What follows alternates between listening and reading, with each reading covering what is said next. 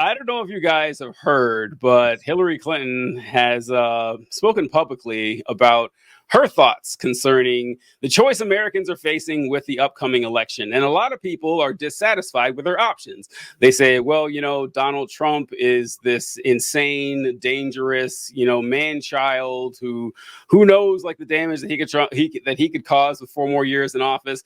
Biden is old, ineffectual, weak, and he doesn't really seem to push any of the policies that we want.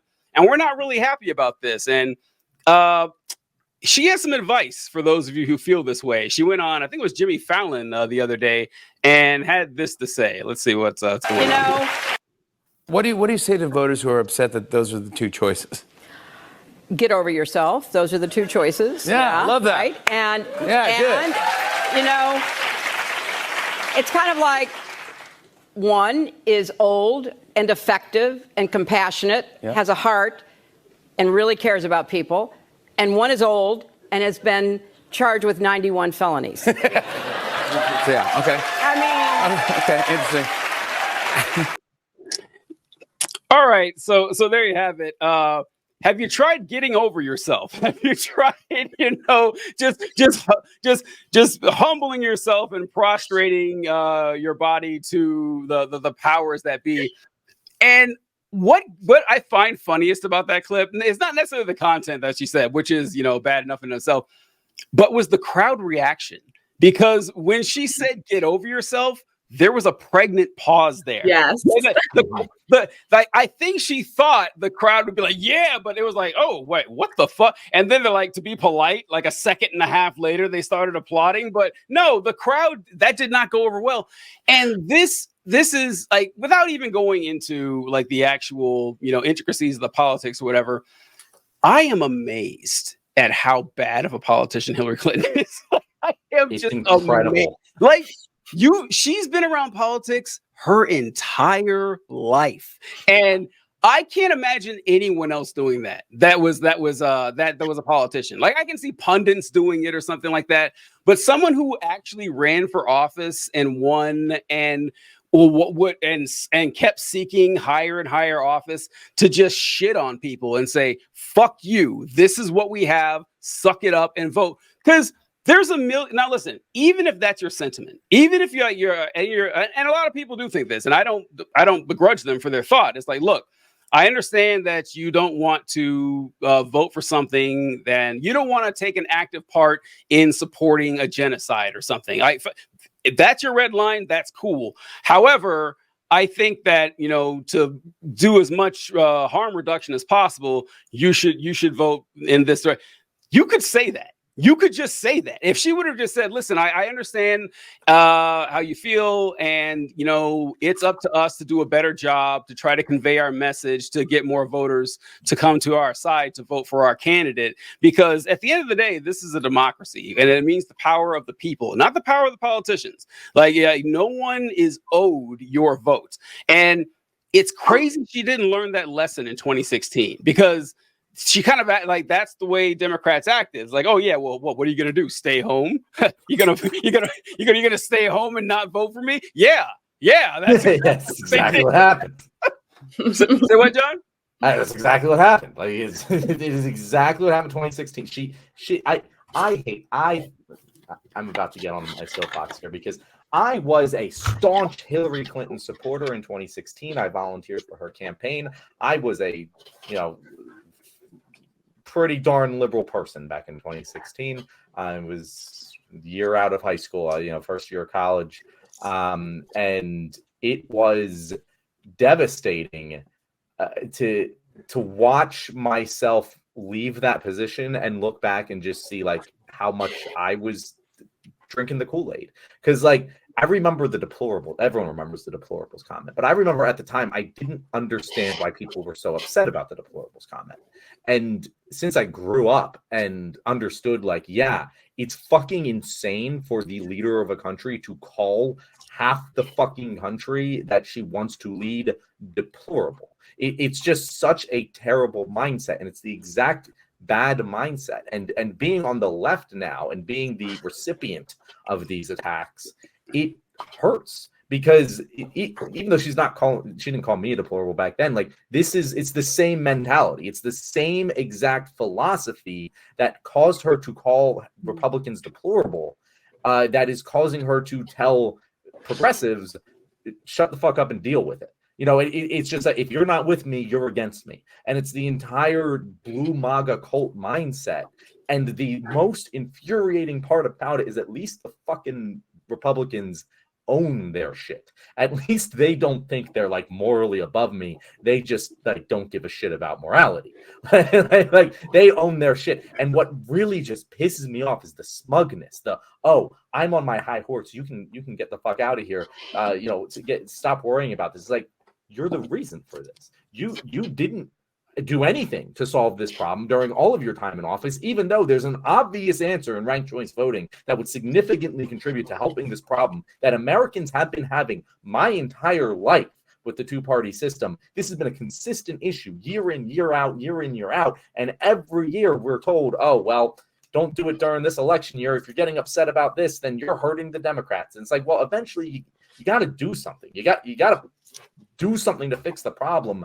And if you don't do that and tell me to get over it, like, what? How does anyone look at that and go, yeah, that's my leader. That's who I want to follow into battle. Like, it sickens me. And it really, and I know it's like disproportional. I know all of the fucking like, oh, well, there's probably fucking biases because she's a woman, and like there definitely are. Yeah, of course. God damn, does she not even like fucking play? Like, she plays into it. Like it's almost like she wants that reaction to her, because if I was trying to be a smug, elitist, liberal asshole, I would do exactly everything she does. And it is really, it's just bad politics. It's just bad. It doesn't work. It lost her the easiest winnable election of all time, and Democrats haven't really learned much from it. Vicky, what are your thoughts? Are you as pissed as I am? Please don't. Yes. I really hope you're not a Hillary Clinton fan. I really hope. I'm realizing I set you up for like a bad time. You're fine.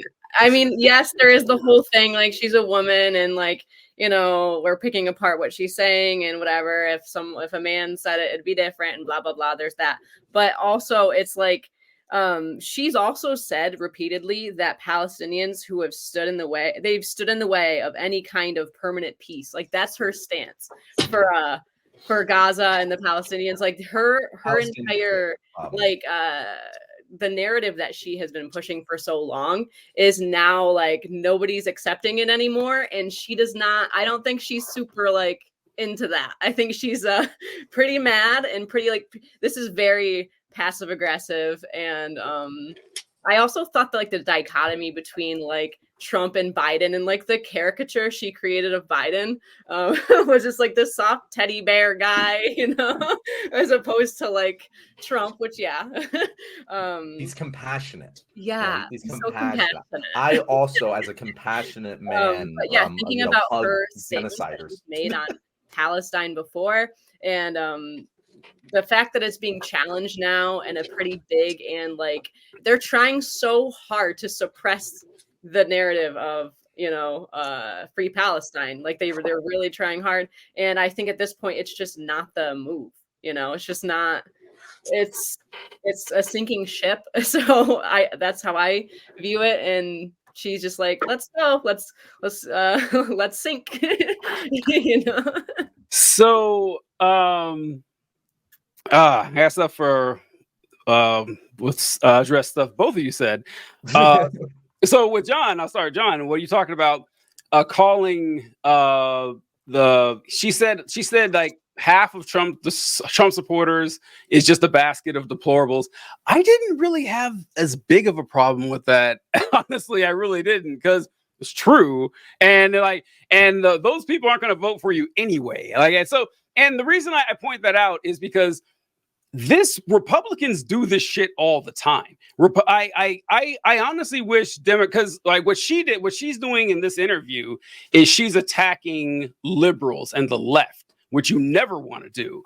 But attacking Republicans, I am all for. I think we need to do it a hell of a lot more. I think that Democrats are way too kid gloves when it comes to it, because watch, like, you remember, like, Nancy Pelosi and Chuck Schumer would get on TV, and they've been saying this ever since Trump got elected. It's like, I wish we could go back to a more genteel, more more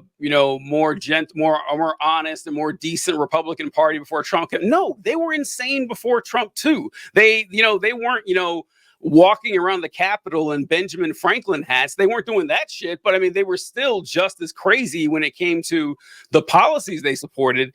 And Republicans, on the other hand, what can you think of any Republican politician that says, man, I wish we could go back to the days of 2004 when there were good, decent Democrats out there? No, they never say that shit. Like, for my entire life, they have called Democrats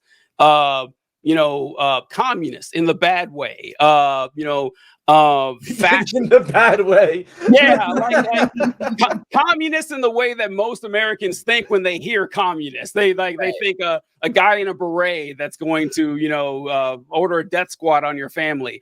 Nancy Pelosi is a communist, bullshit like that. Or like pedophiles, and they spread like the vicious fucking lie that the Democrats are supporting policies where children can get their genitals removed, like, which you can't do anywhere in the United States. But they say this shit all the time.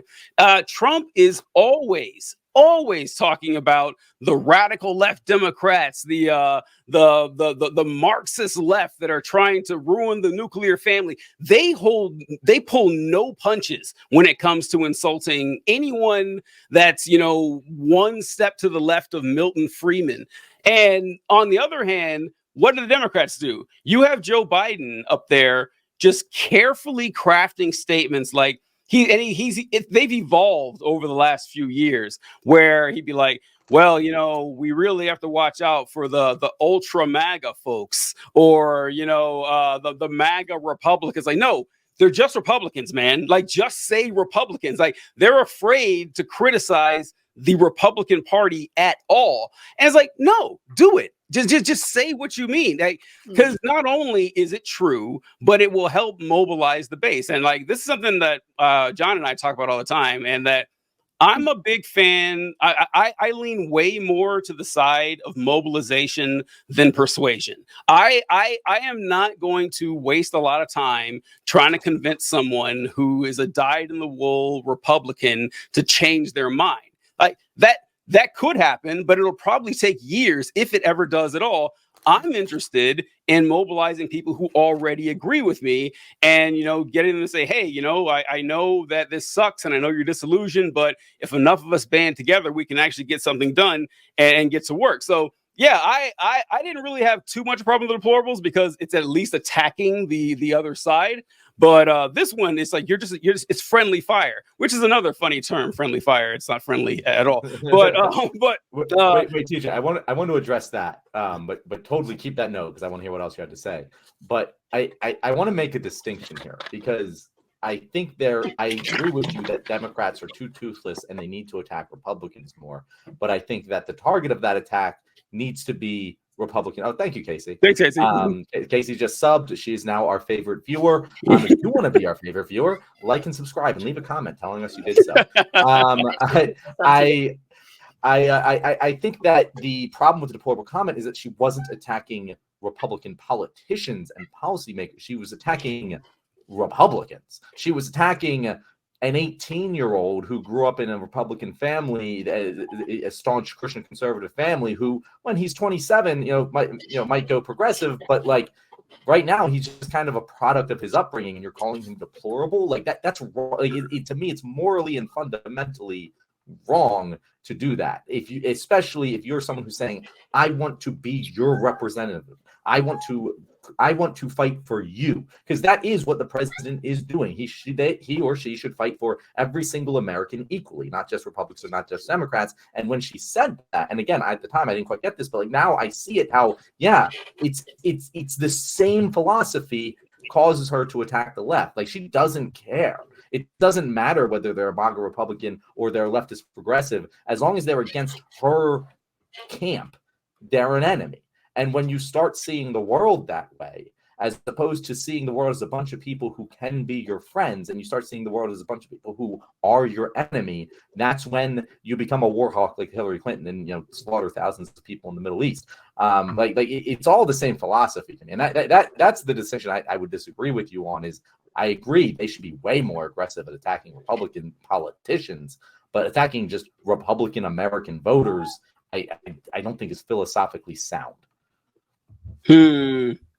Or good politics, or it's very bad politics. I don't know. I don't like the shifting of blame to say that the problem with the Republican Party is the Republican politicians. It's not. It's the Republican voters. They get exactly what they asked for. Like the reason that Donald Trump is in office is because the voters like Donald Trump. But they're also told what to ask for by Fox News. By like it's not an individual. Like if you break it down to an individual level and say these individual people are deplorable, I think that's wrong. In the same way, I would say that ACAB is wrong. Not all cops are bastards. Policing is a system of bastards, but individual cops can be very good people. And I think it's the same way when you look at Republicans and, you know, MAGA or whatever. I don't know what the fuck this individual story is and how he got to the point that they are. So I'm not going to call them deplorable just because I know they voted for Donald Trump. Like who am I to do that? I'm a much more optimistic person. Well, no, so I agree. Because I say this too. I say this too that our goal should be to be vicious towards, you know, systems, but kind towards people. Like I do understand that, but when I say voters, I'm referring to the block, and so I don't feel that quite that bad about it. I just don't because. But it's like with the cop thing, like the fact that you're a good person and you happen to be a police officer doesn't really matter. I'm still going to say that, you know, the system, but I get what you're saying, that you don't want to go out of your way to insult. Like for example, if I was talking to a person one-on-one, I'm a lot less likely to say you're a piece of garbage than I am if I was addressing, you know, the actual goals of the group in total. Gigi, what do you think about this? Like me and John just talked for 10 minutes there. It's funny, Gigi, we rarely disagree. This is probably our longest. It's true, yeah. This So I personally was still a brainwashed Christian during that time.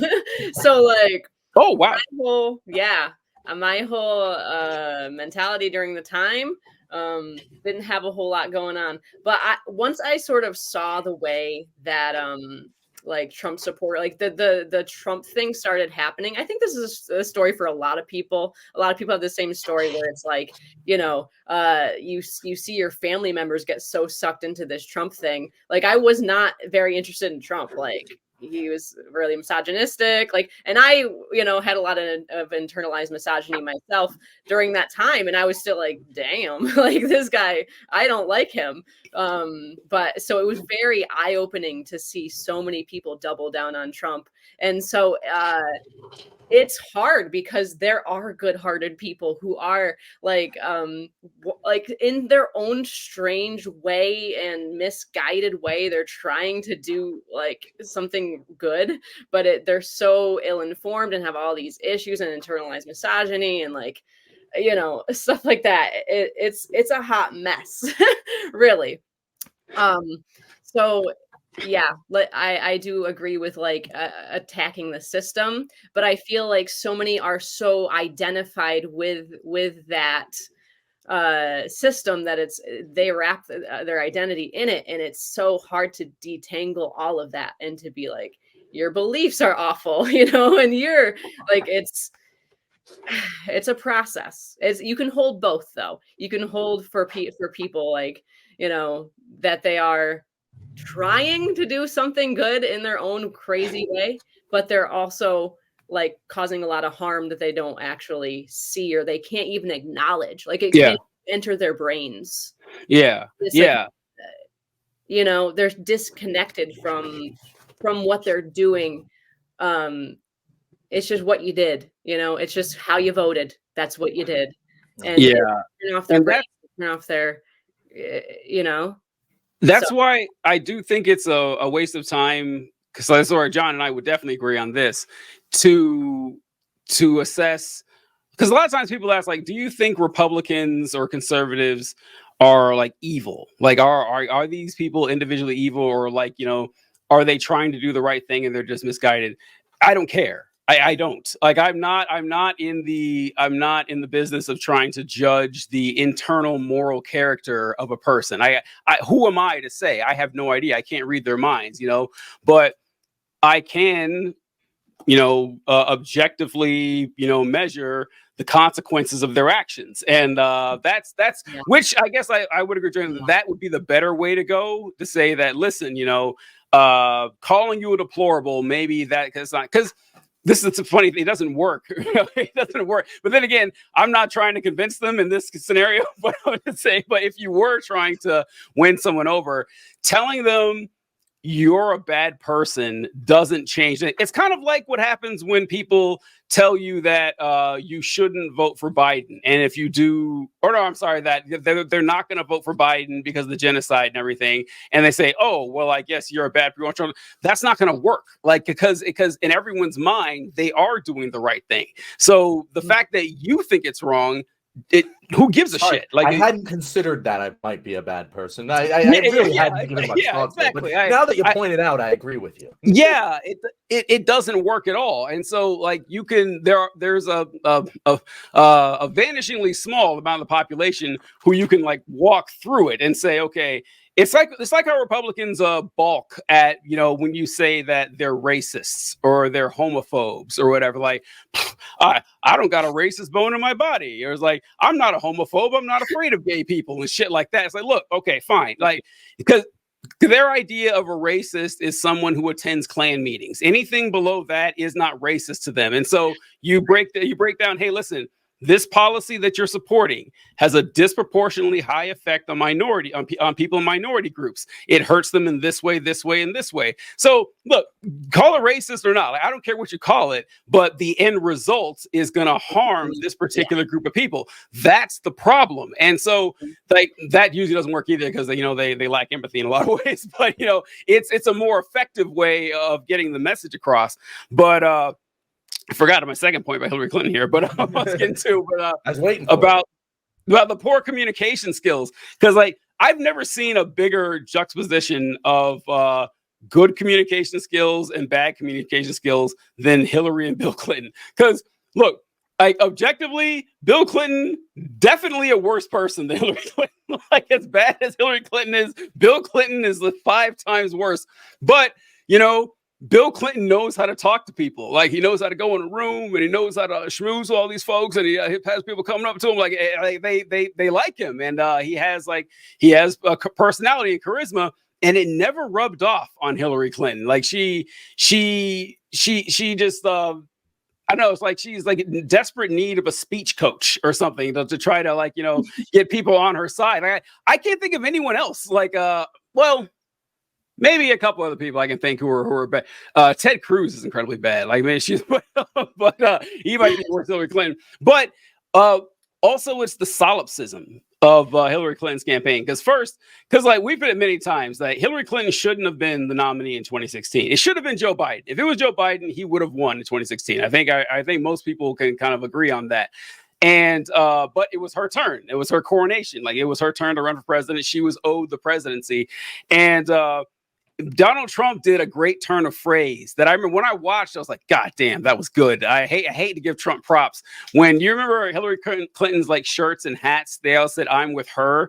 And Donald Trump flipped that completely on its side and said, she says, like, her campaign is "I'm with her." The way I'm saying, "I'm with you." I'm like, God damn, that's a lot better. that's a lot better. That's just rhetorically, it's a lot better and emotional. And then it's a good like philosophical point too. That was the Hillary Clinton campaign. It was, "I'm with her. I want the first woman." Like, that was basically the entire thing. She's like, "I'm not Donald Trump, and I'm a woman," and that was basically the entire campaign. I compare that to Obama, to when Obama ran for president in 2007, 2008, and because I mean, his name was Barack Hussein Obama, and he was a black guy, an unknown, a guy out of nowhere. And I watched this like a hawk when Obama was running. And not one time did he ever say, you should vote for me because I'll be the first black president. He never said it. Like, it never came out of his mouth because he didn't need to tell you that. And he didn't be like, well, hey, won't you feel bad not voting? Politically, it was the right move. Hillary Clinton didn't do that. Like, she leaned all into, the historicity of her campaign, which you don't, once again, you're making it about you, and you shouldn't be doing that. You should be making it about everybody else. But also, John, what you mentioned is that she's been complaining ever since she lost. And look, yeah, I get it. You're mad that you lost, but come on, how much sympathy do you want here? Oh, you didn't get to be president of the United States? Oh, poor you. It's like, You're single-handedly responsible for Donald Trump presidency. Yeah, I fucking. Well, this is like, I say this all the time, TJ. If the Eagles fucking lost to the worst team in the league and somehow in some way stop them from winning the Super Bowl by doing that, I would say fire the coach, fire everyone. It would be a fucking bloodbath. But for some reason, people are like, oh, fucking Hillary, I'm so sorry those leftists didn't vote for you and cost you the election. How dare they? It's like, shit, the buck stops with her. I'm with her. That was the whole fucking thing. Like, how can you not blame her for not winning? Like that, she was so dumb too. Oh my God. And people lose elections. It happens. It literally happens every election. Someone loses. Like, I'm sorry, the deal going into this. I don't know. What do you think, Gigi? Like, are we being too hard on Secretary Clinton? No, I don't think so. But I do have a question. What do you think if someone else said what she said? Like, if Bill Clinton said what she said, or if Obama said what she said, do you think it would change at all in terms of how it's perceived, I guess? Obama. No, because people do say this a lot. Like, people say it a lot. Are you talking like the cultural response? Oh yeah, are we talking about the Fallon comment or the deplorable comment, or just in general? Deplorable comment. Oh, the deplorable comment. Yeah, sorry. Oh, I didn't think the deplorable comment was that bad, so I'm not the wrong one. Right.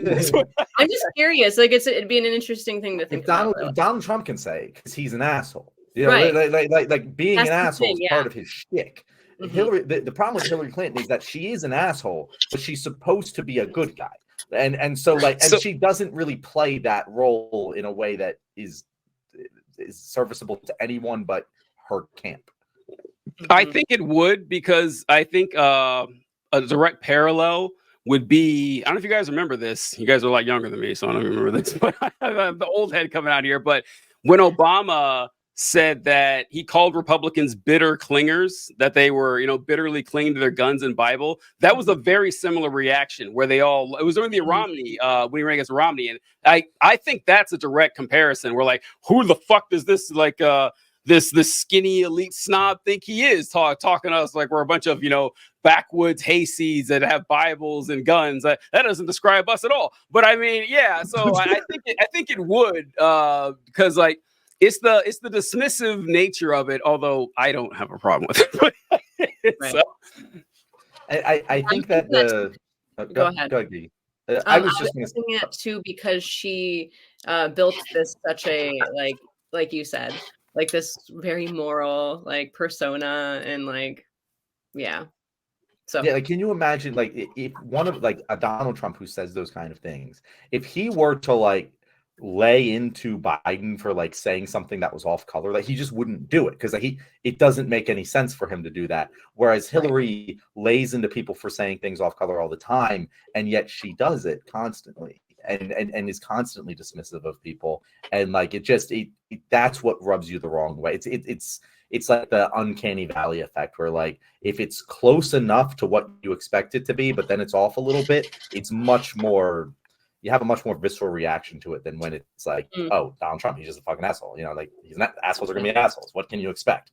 The Republicans have the the opposite thing is that they whine about, there's no slight too small that you can level towards the Republicans. Yeah, for all the bad things, like Donald Trump has never said a nice thing about someone on the left in, the last 8 years, at once at all. He goes out of his way to be as, acerbic as possible.